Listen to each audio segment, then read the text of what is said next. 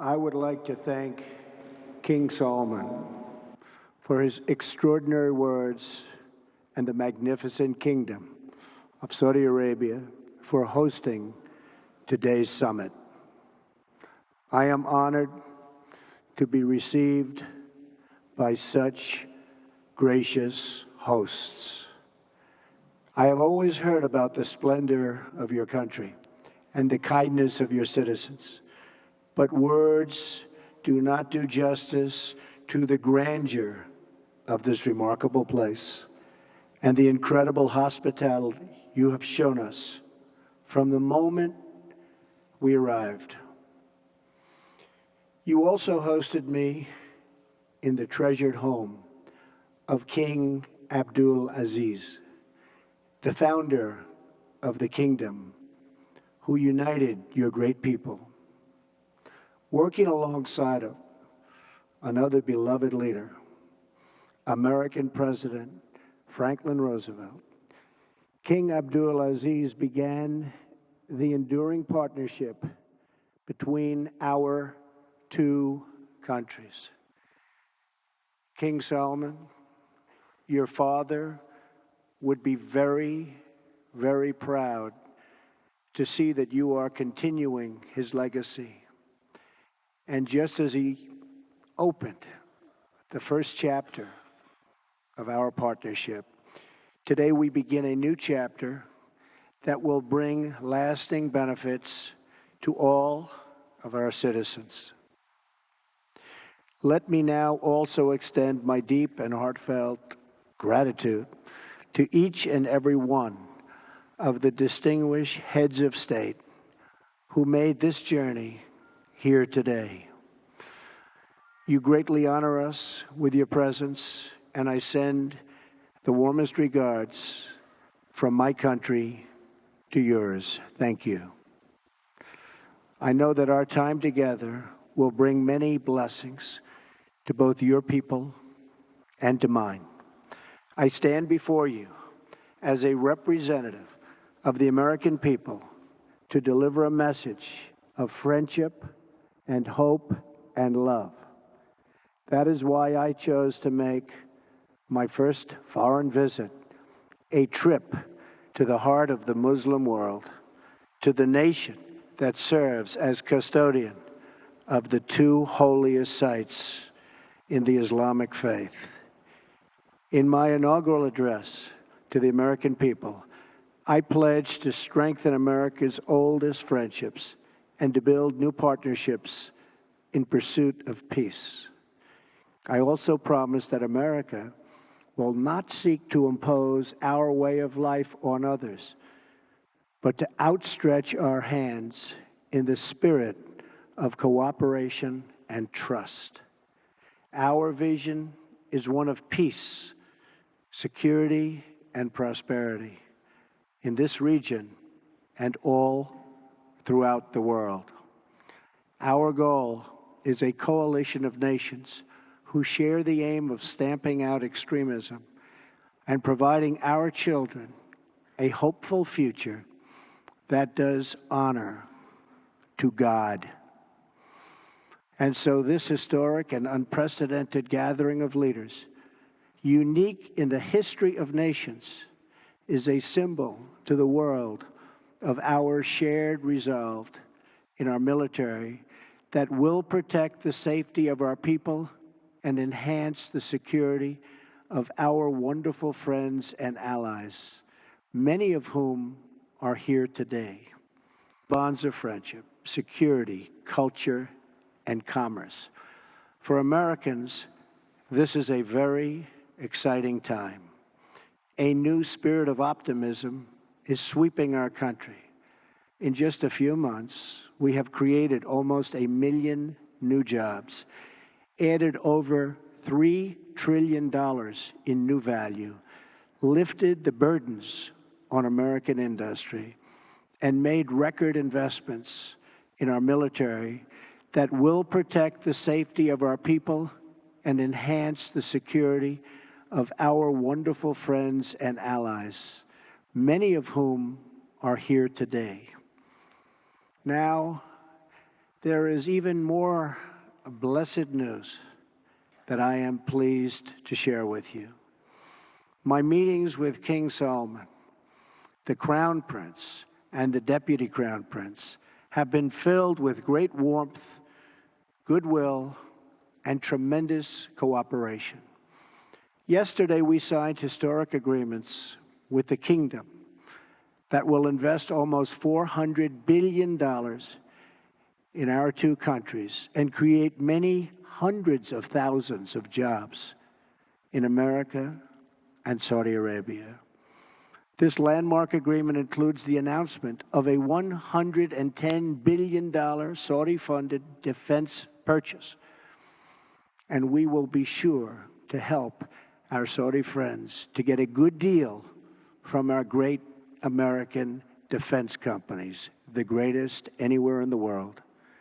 This agreement will help the Saudi military to take a far greater role in security and operations having to do with security. We have also started discussions with many of the countries present today on strengthening partnerships and forming new ones to advance security and stability across the Middle East and far beyond. Later today, we will make history again with the opening of the new Global Center for Combating Extremist Ideology, located right here in this central part of the Islamic world. This groundbreaking new center represents a clear declaration that Muslim-majority countries must take the lead in combating radicalization, and I want to express our gratitude to King Salman for his strong demonstration and his absolutely incredible and powerful leadership. I have had the pleasure of welcoming several of the leaders present today to the White House, and I look forward to working with all of you. America is a sovereign nation, and our first priority is always the safety and security of our citizens. We are not here to lecture. We are not here to tell other people how to live, what to do, who to be, or how to worship.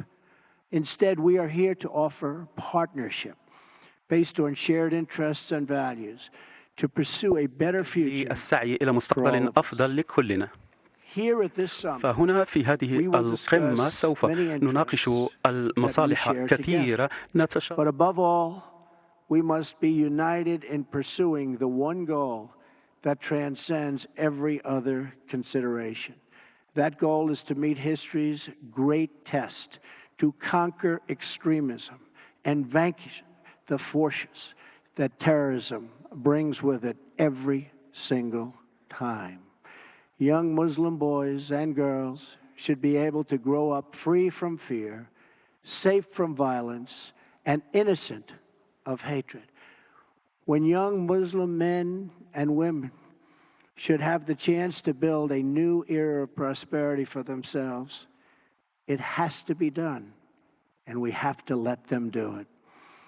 With God's help, this summit will mark the beginning of the end for those who practice terror and spread its vile creed. At the same time, we pray this special gathering may someday be remembered as the beginning of peace in the Middle East, and maybe even all over the world. But this future can only be achieved through defeating terrorism and the ideology that drives it. Few nations have been spared the violent reach of terrorism. America has suffered repeated barbaric attacks, from the atrocities of September 11th to the devastation of the Boston bombings to the horrible killings in San Bernardino and Orlando. The nations of Europe have also endured unspeakable horror. So too have the nations of Africa and South America. India, Russia, China, and Australia have all been victims. But in sheer numbers, the deadliest toll has been exacted on the innocent people of Arab, Muslim, and Middle Eastern nations. They have borne the brunt of the killings and the worst of the destruction in this wave of fanatical violence. Some estimates hold that more than 95% of the victims of terrorism are themselves Muslim. We now face a humanitarian and security disaster in this region that is spreading across the planet.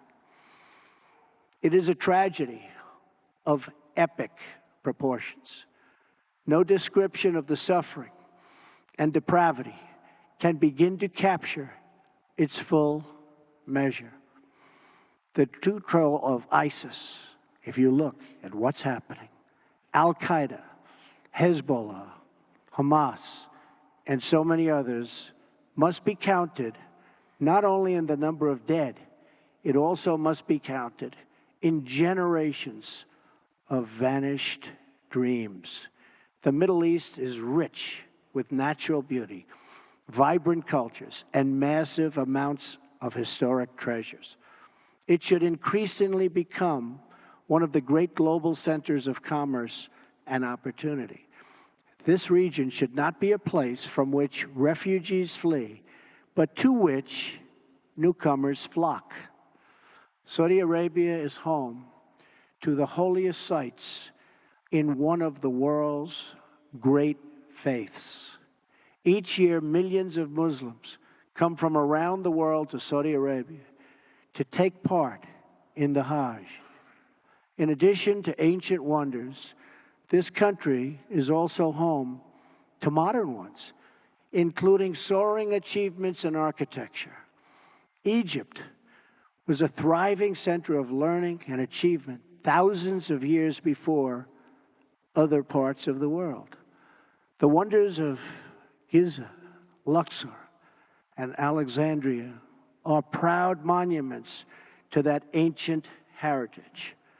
All over the world, people dream of walking through the ruins of Petra in Jordan. Iraq was the cradle of civilization and is a land of natural beauty. And the United Arab Emirates has reached incredible heights with glass and steel and turned earth and water into spectacular works of art. The entire region is at the center of the key shipping lanes of the Suez Canal, the Red Sea, and the Straits of Hormuz. The potential of this region has never, ever been greater. 65% of its population is under the age of 30. Like all young men and women, they seek great futures to build, great national projects to join, and a place for their families to call home. But this untapped potential, this tremendous cause of optimism, is held at bay by bloodshed and terror. There can be no coexistence with this violence. There can be no tolerating it, no accepting it, no excusing it, and no ignoring it. Every time a terrorist murders an innocent person and falsely invokes the name of God, it should be an insult to every person of faith. Terrorists do not worship God. They worship death. If we do not act against this organized terror, then we know what will happen and what will be the end result. Terrorism's devastation of life will continue to spread. Peaceful societies will become engulfed by violence, and the futures of many generations will be sadly squandered. If we do not stand in uniform condemnation of this killing, then not only will we be judged by our people, not only will we be judged by history, but we will be judged by God. This is not a battle between different faiths. different sects, or different civilizations. This is a battle between barbaric criminals who seek to obliterate human life and decent people, all in the name of religion. People that want to protect life and want to protect their religion. This is a battle between good and evil.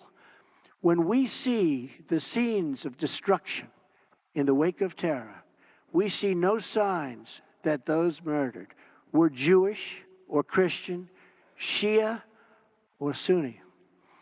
When we look upon the strains of innocent blood soaked into the ancient ground, we cannot see the faith or sect or tribe of the victims. We see only that they were children of God whose deaths are an insult to all that is holy. But we can only overcome this evil if the forces of good are united and strong, and if everyone in this room does their fair share and fulfills their part of the burden. Terrorism has spread all across the world, but the path to peace begins right here on this ancient soil in this sacred land. America is prepared to stand with you in pursuit of shared interests and common security. But the nations of the Middle East cannot wait for American power to crush this enemy for them. The nations of the Middle East will have to decide what kind of future they want for themselves, for their country, and frankly, for their families and for their children. It's a choice between two futures, and it is a choice America cannot make for you. A better future is only possible if your nations drive out the terrorists and drive out the extremists. Drive them out. Drive them out of your places of worship. Drive them out of your communities. Drive them out of your holy land. And drive them out of this earth. For our part, America is committed to adjusting our strategies to meet evolving threats and new facts. We will discard those strategies that have not worked and will apply new approaches informed by experience, talent, and judgment. We are adopting a principled realism rooted in common values, shared interests, and common sense. Our friends will never question our support, and our enemies will never doubt our determination. Our partnerships will advance security through stability, not through radical disruption. We will make decisions based on real-world outcomes, not inflexible ideology. We will be guided by the lessons of experience, not the confines of rigid thinking. And wherever possible, we will seek gradual reforms, not sudden intervention. We must seek partners, not perfection, and to make allies of all who share our goals. Above all, America seeks peace, not war. Muslim nations must be willing to take on the burden if we are going to defeat terrorism and send its wicked ideology into oblivion. The first task in this joint effort is for your nations to deny all territory to the foot soldiers of evil. Every country in the region has an absolute duty to ensure that terrorists find no sanctuary on their soil. Many are already making significant contributions to regional security. Jordanian pilots are crucial partners against ISIS in Syria and Iraq. Saudi Arabia and a regional coalition have taken strong action against Houthi militants in Yemen. The Lebanese army is hunting ISIS operatives who try to infiltrate their territory. Emirati troops are supporting our Afghan partners and supporting them strongly.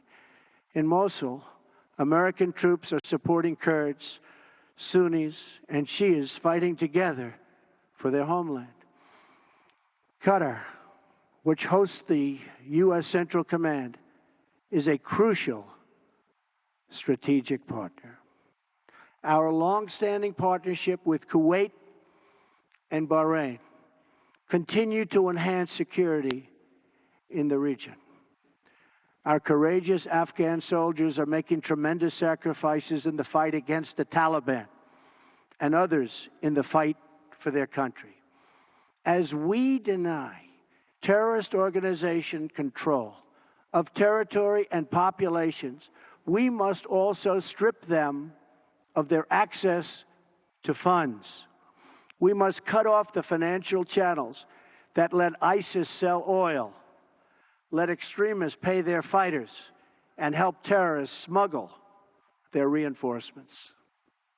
I am proud to announce that the nations here today will be signing an agreement to prevent the financing of terrorism, called the Terrorist Financing Targeting Center, co-chaired by the United States and Saudi Arabia, and joined by every member of the Gulf Cooperation Council. It is another historic step in a day that will be long remembered. I also applaud the Gulf Cooperation Council for blocking funders from using their countries as a financial base for terror, and for designating Hezbollah as a terrorist organization, which they certainly are, last year. Saudi Arabia also joined us this week in placing sanctions on one of the most senior leaders of Hezbollah. Of course, there is still much work to be done. That means honestly confronting the crisis of Islamic extremism and the Islamists and Islamic terror of all kinds. We must stop what they're doing to inspire, because they do nothing to inspire but kill. And we are having a very profound effect if you look at what's happened recently. And it means standing together against the murder of innocent Muslims, the oppression of women, the persecution of Jews, and the slaughter of Christians. Religious leaders must make this absolutely clear.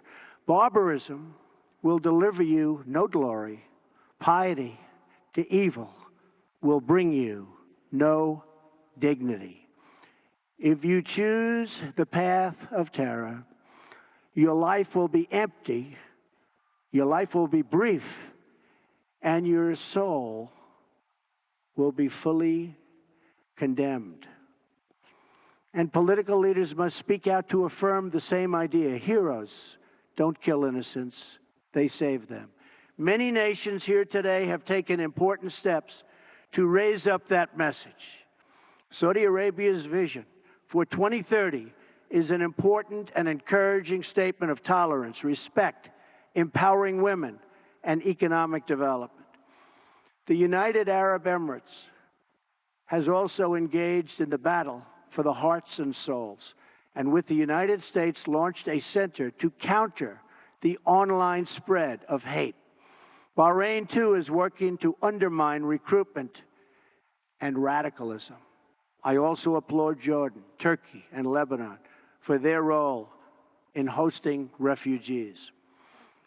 The surge of migrants and refugees living so poorly that they're forced to leave the Middle East depletes the human capital needed to build stable societies and economies. Instead of depriving this region of so much human potential, Middle Eastern countries can give young people hope for a brighter future in their home nations and regions. That means promoting the aspirations and dreams of all citizens who seek a better life, including women, children, and the followers of all faiths. Numerous Arab and Islamic scholars have eloquently argued that protecting equality strengthens Arab and Muslim communities. For many centuries, the Middle East has been home to Christians, Muslims, and Jews living side by side. We must practice tolerance and respect for each other once again and make this region a place where every man and woman, no matter their faith or ethnicity, can enjoy a life of dignity and hope.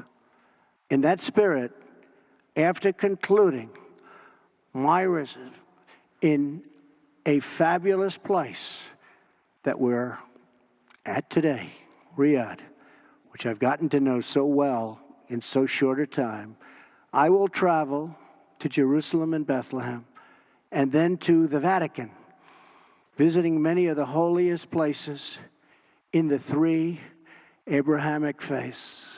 If these three faiths can join together in cooperation, then peace in this world is possible, including peace between Israelis and Palestinians. I will be meeting with both Israeli Prime Minister Benjamin Netanyahu and Palestinian President Abbas. Starving terrorists of their territory, of their funding, and the false allure of the craven ideology will be the basis for easily defeating them. But no discussion of stamping out this threat would be complete without mentioning the government that gives terrorists all three: safe harbor, financial backing, and the social standing needed for recruitment. It is a regime that is responsible for so much instability in that region. I am speaking, of course, of Iran. From Lebanon to Iraq to Yemen, Iran funds arms and trains terrorists, militias, and other extremist groups that spread destruction and chaos across the region. For decades, Iran has fueled the fires of sectarian conflict and terror. It is a government that speaks openly of mass murder, vowing the destruction of Israel, death to America, and ruin for many leaders and nations in this very room. Among Iran's most tragic and destabilizing interventions, you've seen it in Syria.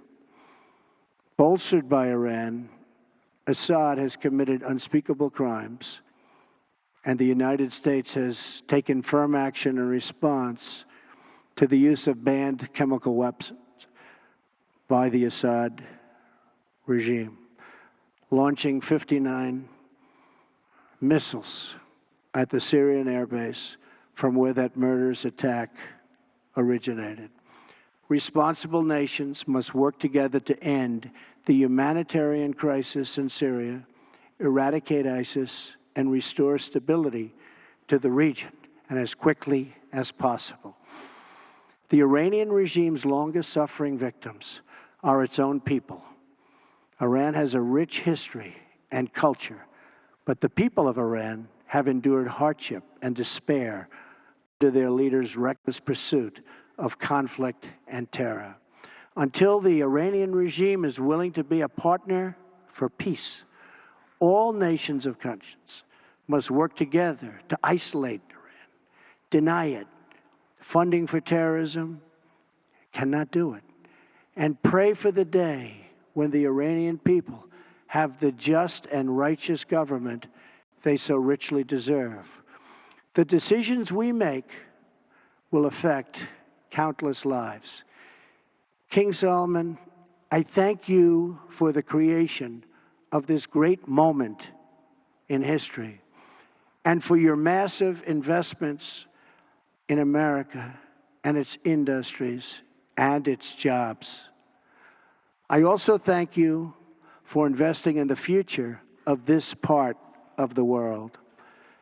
The fertile region, and it is so fertile, has all of the ingredients for extraordinary success: a rich history and culture, a young and vibrant people, a thriving spirit of enterprise. But you can only unlock this future if the citizens of the Middle East are freed from extremism, terror, and violence. We in this room are the leaders of our peoples. They look to us for answers and for action. And when we look back at their faces, behind every pair of eyes is a soul that yearns for justice and yearns for peace. Today, billions of faces are now looking at us, waiting for us to act on the great question of our time. Will we be indifferent in the presence of evil? Will we protect our citizens from its violent ideology? Will we let its venom spread through our societies? Will we let it destroy the most holy sites on earth? If we do not confront this deadly terror, we know what the future will bring: more suffering, more death, and more despair. But if we act, if we leave this magnificent room unified and determined to do what it takes to destroy the terror that threatens the world, then there is no limit to the great future our citizens will have. The birthplace of civilization is waiting to begin a new renaissance. Just imagine what tomorrow could bring: glorious wonders of science, art, medicine, and commerce to inspire mankind. Great cities built on the ruins of shattered towns. New jobs and industries that will lift up millions and millions of people. Parents who no longer worry for their children, their families, and who no longer mourn for their loved ones. And the faithful who finally worship without fear. These are the blessings of prosperity and peace. These are the desires that burn with a righteous flame in every single human heart. And these are the just demands of our beloved people. I ask you to join me, to join together, to work together, and to fight together, because united, we will not fail. We cannot fail. Nobody, absolutely nobody, can beat us. Thank you. God bless you. God bless your countries. And God bless the United States of America. Thank you very much. Thank you.